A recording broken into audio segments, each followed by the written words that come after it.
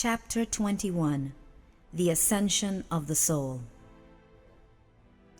Uncovering the history and potential direction of human life is one filled with confusion, deception, limitation, and manipulation due to loss of memory. Humans are buried in a thought process of limitation regarding human potentials and the nature of our origin. Despite current realization that we have created both our collective reality and our individual reality, it is not realized that what we continue to conceptualize are thought forms derived from someone else's idea or dream of this matrix or third-dimensional experience. We have been severely distanced from this truth, as the deception of our sovereignty is supported by the ongoing dissemination of programs essential to the sustenance of this enslaving reality, this consciousness. In reviewing what has been discussed thus far on the concept of ascension, we can further add that first the soul ascends, then the body. As mentioned previously, much of the understanding of ascension has been locked into limiting and mystical concepts. Has this misunderstanding been deliberate, and if so, why? Words have played an important role in the progression of life on earth. The origin of words can greatly assist in reclaiming the original meaning associated with the terminology, spiritual concepts, beliefs, and ritualistic practices. It is not always possible to operate from the root origin of a word, so we must process words through our non-physical self. The soul is a word or a concept holding similar understandings in most all cultures, religious and spiritual practices. We most often speak of the soul's journey or purpose. For the most part, it is common belief that the soul keeps record of our travels throughout the human experience. With that being understood, it would stand to reason that as we move beyond the limiting programs of the third dimension, we begin to shed all binding aspects of this matrix. As we become self-realized, the purpose of the soul is no longer relevant, at least not from the old limiting perception. The soul operates in multiple levels and becomes grander and unlimited as we progress in awareness. The soul, as experienced in the third dimension, is an essential mechanism of the reincarnation wheel. It creates a schedule of events with specific emotional outcome as part of the processing of karmic cycles, establishing balance. The soul establishes boundaries or direction in ensuring guidance for an unrealized soul. Karma and the reincarnation wheel are essential components in maintaining continued participation in a non-sovereign life. The science of cause and effect, supported by spiritual innocence, gave rise to a planet of beings who have become slaves to this ongoing matrix. Lack of memory brought about innocence and established us as easy targets ripe for manipulation and control. The layers of deception and memory loss are vast beyond imagination and are held in place with little resistance by human beings, as the fables imparted by self-imposed gods and rulers, as well as the concept of gods and rulers, are so strongly ingrained.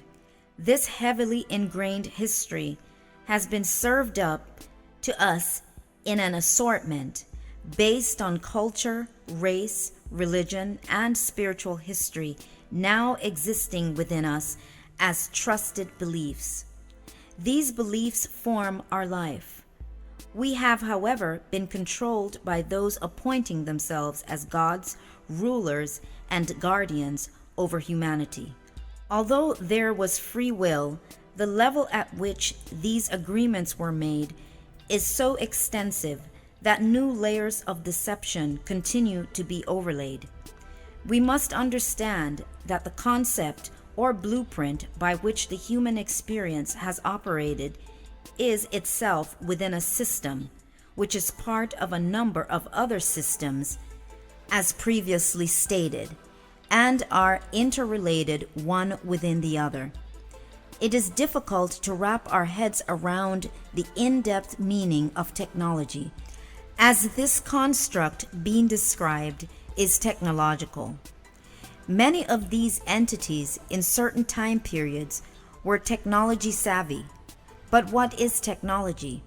What we consider to be technology is but a minimal conceptualization of a much greater concept of energy modification and sculpting. In other words, I'm referring to those who were less limited in their ability to step outside of the box, operating at a more attuned level of advancement in cosmic science. Such high levels of technology involve the very concept by which our bodies, reality, and all of physicality has been designed. The word technology is derived from tech. Tech comes from the Greek word techne, and techne comes from the word art. Art comes from the Latin word ars, A-R-S. According to Brainy Encyclopedia, the word art comes from the Latin word ars, A-R-S, which loosely translated means arrangement or to arrange, though in many dictionaries you will simply find it tautologically translated as art, A-R-T, and logos, which means talking or communicating. So the word technology represents the arrangement of energy communicated through form as well as color, light, and sound. To take it a step further, technology represents and is the interchangeable language of energy. The ancients understood this as they were attuned with the galactic and cosmic models by which our world was designed.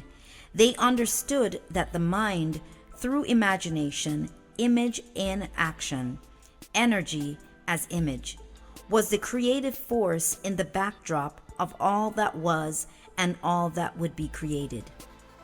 Over the past 20 years or so, a new movement called the New Age movement began to dominate and stimulate our thinking. With it came a stronger recognition of crystals, stones, and a new realization of nature. For some, this realization began long before it became a fad. However, it was essential to bring about a movement that would impact more of collective consciousness on the planet. This was, of course, in preparation for these days that are upon us and those to come. We were being introduced to technology, cosmic technology, but it had to be introduced to us ritualistically, along with a bit of fluff and fantasy, as we, like children, enjoy fantasy and mysticism. The New Age movement has had both an imprisoning effect as well as a freeing effect. Because of our nature as creatures of habit, we adapt to being trained quite easily. We are accustomed to being guided with structures and maps created for us to follow. Understand that this is not based on judgment, but on an observation of a process. The New Age movement brought about the possibility of discovering more about who we are. This movement or cycle operated in a dualistic manner. The opportunity to see beyond the veil now existed, and the opportunity to remain in a more expansive concept of the existing fantasy or matrix was also an option. Again, due to innocence caused by an overprocessing of programs and layers of deception and agreements, many remain unaware of these choices. The difficulty is that both choices very closely resemble one another. Many opened for the more expansive matrix. This, of course, provided the excitement of unlimited channeling from ascended masters, communication with angels and guides. The egos of many of these channels became caught up in the prestige and adoration of being part of these romanticized hierarchical councils. They felt special in being elected by them to lead humanity and deliver messages of guidance to individuals who would now become dependent on having their lives guided by those recognized as superior beings, the saviors of humanity. Am I implying that such forces do not exist? They most certainly do exist. What humanity is largely unaware of is the history of these beings, their present position in terms of their own evolution, and their true impact on the growth of the human race. Many of these so-termed ascended masters did not ascend, at least not in the true sense of ascension. Many continue to exist in the surrounding planes, and from there they interact with humanity. For most, this interaction validates their existence, as they too are stuck. Validation goes both ways, as many experiencing such channeling as the recipient or the vessel experience a validation of their own existence. Many of these ascended masters are unable to move to more expansive realms for a number of reasons. They too are suffering the effects of the system programs prior to transitioning from this realm. Consciousness shifts made by humanity will affect their own movement or existence. As each of us awaken on deeper levels, we initiate a severing of the programs that bind. The possibility of exiting the soul karmic reincarnation cycle becomes more strongly embedded as a possibility and is circulated through the morphogenic field. In more current times, with the suffering and struggles experienced by humanity, we were ripe for any sign of freedom. Many willingly gravitated towards the dazzling lights of the New Age movement. This movement continues to unfold in stages impacting all aspects of religion, cultism, and spiritual seekers. With much of the financial deficiency experienced by many New Agers, the idea of experiencing the freedom of money became a major bait. Most had gone through a subconscious programming of feeling undeserving of financial freedom and were thrilled to be freed from this concept. This freedom would become a pacifier and a distraction, as what seemed like an opportunity to move forward simply became another program, one that would create the illusion of a grander life, but instead they would continue their spiritual enslavement in the matrix. More notably, in the present unfolding stages of the New Age, there are a number of books, speakers, workshops, videos, etc., which has given focus to acquiring material possessions and money. However, there are many understandings which are not explained or understood. The price of this illusion. This distraction will come at a cost, the cost of one's true spiritual freedom. Time and time again, there are books written which become programming devices. As a large percentage of New Age consciousness, participants are locked into a ritualistic and imprisoning method of their approach to the unfolding of themselves. Fluidity in growth is stagnated, yet they are left with the illusion of expansion. All things offer us the opportunity of choice. There are always two sides from which the energy of all things are being supported. These books, speakers, techniques, and concepts all offer an aspect of both freedom and enslavement. We enslave ourselves when we do not expand on the information given, when we do not stretch our curiosity beyond already structured ideas. One becomes confined to motionless concepts. Concepts and ideas require the stimulation of the emotion of curiosity. It is our nature to willingly surrender to being programmed, especially in association with those things which form the base of human direction: religion, spiritual guidance, culture, entertainment, social identity, education, and the formation of our livelihood. How do we bypass the illusion? By surrendering to your inner guidance, becoming spiritually sovereign by trusting the Creator that you are. On entering the planet, it is both automatic and expected that our parents, along with the systems within our society, expose us to all base programs, including the simplest of programs: Mother Goose stories, Aesop fables, nursery rhymes, Greek mythology, medieval tales, mystical tales of history, biblical tales, parables, to name a few.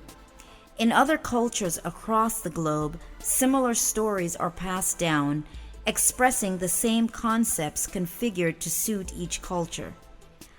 I wish the readers to understand that I am in no way condemning these stories. They have been tools mainly in the form of symbolism and have been rather enjoyable and stimulating to our imagination.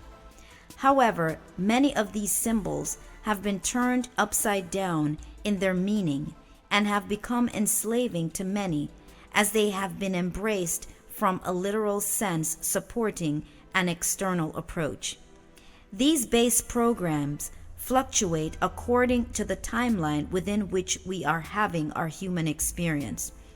In other words, as souls enter each timeline, such as a period or year, 1920, 2008, 220, etc., they will, on a cellular level, absorb the history of all preceding civilizations. Through this automatic process, the three aspects of mind, mental, physical, and spiritual, are gradually, predominantly ran by these codes, these programs. We have been prepped to easily succumb to most all programs associated with our environment.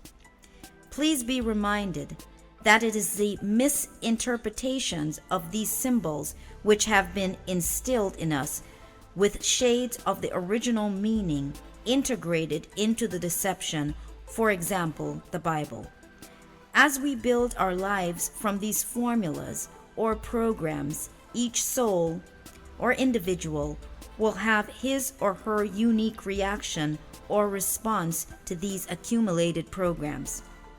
Choices made will be stimulated by these individual responses, which will play a major role in the cause and effect process in our lives. This action and reaction, cause and effect principle, will then determine our entrapment to this karmic wheel concept. The ongoing accumulation of lower vibrating effects or reactions unfolding from actions related to all incidents or interaction with external reality, including ourselves, will determine the record held by that aspect of the soul. The soul then recognizes the need to orchestrate a process of balance to these adverse reactions, which it seeks to establish through experiences which will be customized in each lifetime, each timeline. To understand the process is to begin a journey moving upward and beyond the old paradigm of the soul in order to reestablish our ascent. These were simply a structure of concepts established by the soul in meeting the conditions by which the third dimension now functions. The soul establishes parameters or direction in ensuring guidance for an unrealized soul. The temporary role of this aspect of the soul is forgotten and will continue to keep each soul tied to the cycle of the reincarnation wheel. We have grown dependent on the level at which the soul has held its function. It has been our only dependable connection to memory on returning to the physical realm. The soul does not necessarily reactivate memory in the sense of restoring conscious memory of our travels, but is done through essential experiences to be had in a lifetime, ensuring the gradual clearing away of the accumulation of imbalances. This in turn allows the veils to be lifted, and we begin to see beyond the limitations of the third dimension.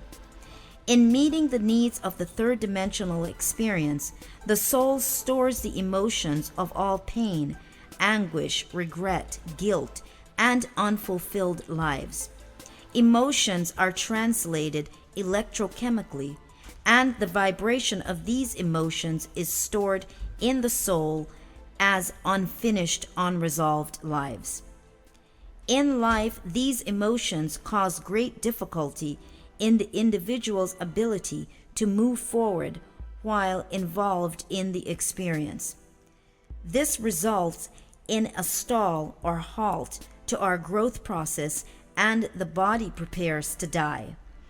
Until the anticipated death process takes place, our lives are spent in the survival mode, nurturing the traumas, disappointments, and unfinished business trapped in the subconscious mind. We respond to situations, relationships, as well as ourselves based on these ongoing stored emotions in the subconscious. Adverse reactions are compounded.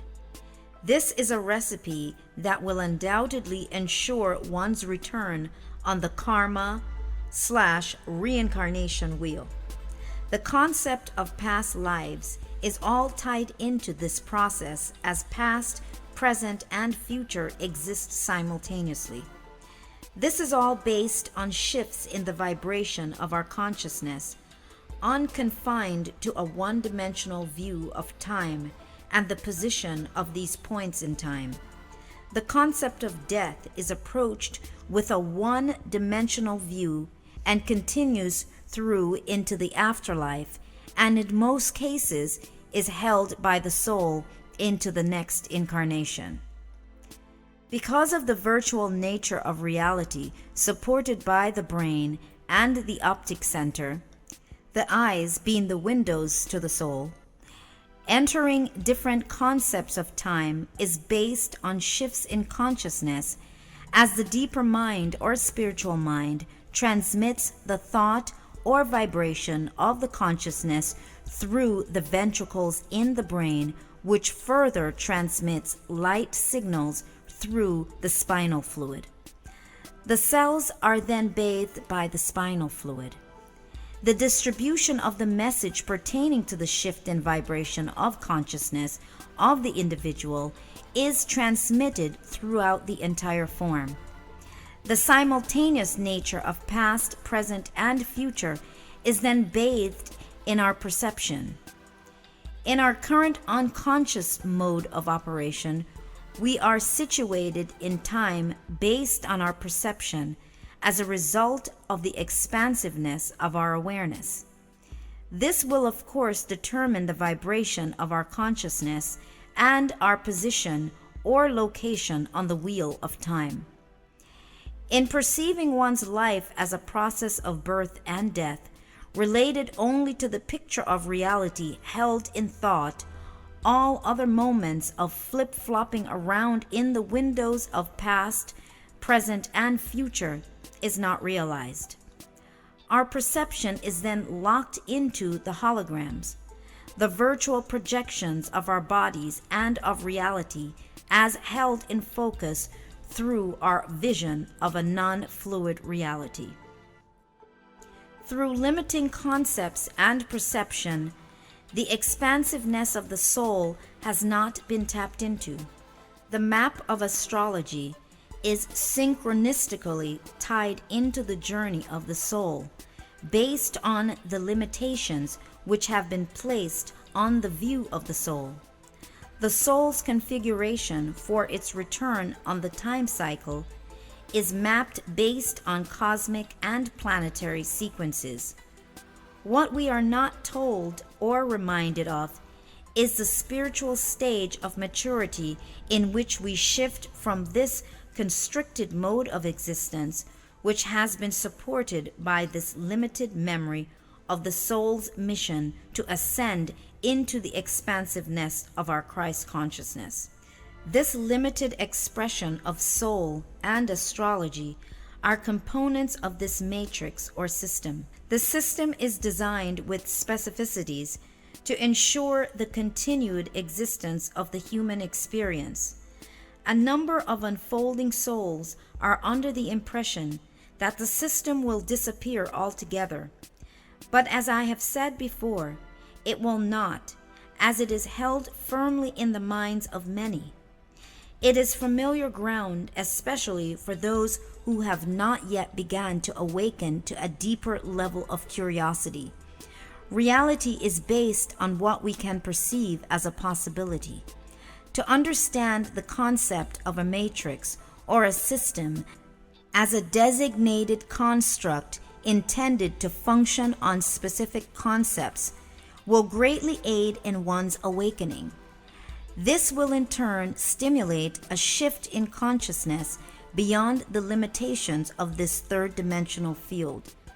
These human experiences, although necessary in the fulfillment of the game, need not be repeated endlessly. The planet is overcrowded with souls trapped in the cycle of forgetfulness, returning again and again. Many will remain stuck for some time, as beliefs are centered on limitations deeply embedded in their cellular memory. For some, the old concept of the journey of the soul has come to an end. Their awakening has risen above the illusion of such limitations. They are being stirred to move forward into a different time in consciousness, but they do not yet remember the temporal contracts of the soul. Once realized, they will move in and out of this time for a while.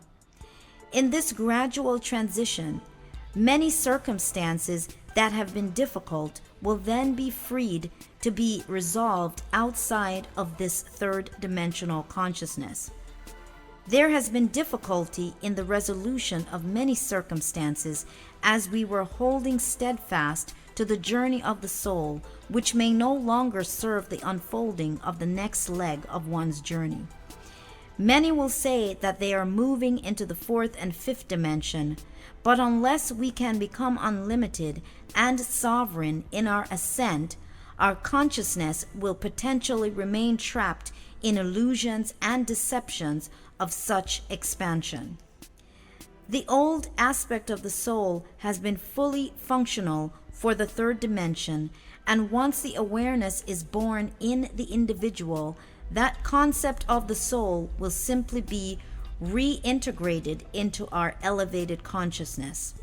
The soul is not lost or discarded, but is simply elevated or converges with the more expansive aspect of consciousness or Christ consciousness.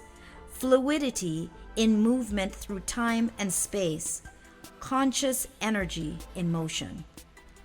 The limitations that we have placed upon ourselves are based on the fact that our consciousness has been interwoven in this matrix, this system. This interwoven process ensures the commonality of the basic laws of this reality to mass consciousness. The laws of physics are accepted and understood, instituting limitations and restrictions, blocking our attempts to surpass these laws through thought. The possibilities of these natural abilities are now a fantasy, as we have operated in the manner set forth by these designated concepts within the system. This structured aspect of the soul is tied into the laws of physics, as it was designed as a navigation system for the journey into the third dimension. We, however, have the potential to return to the freedom of our imagination in moving beyond this reality as held in place by our own minds and addiction to our creations. What is this system or matrix? It is a spherical field of energy, frequency patterns encoded with specifications for its existence. These energy patterns are linked to collective consciousness. The Earth, although a system in itself, is not the imprisoning system, but is enveloped by this spherical field.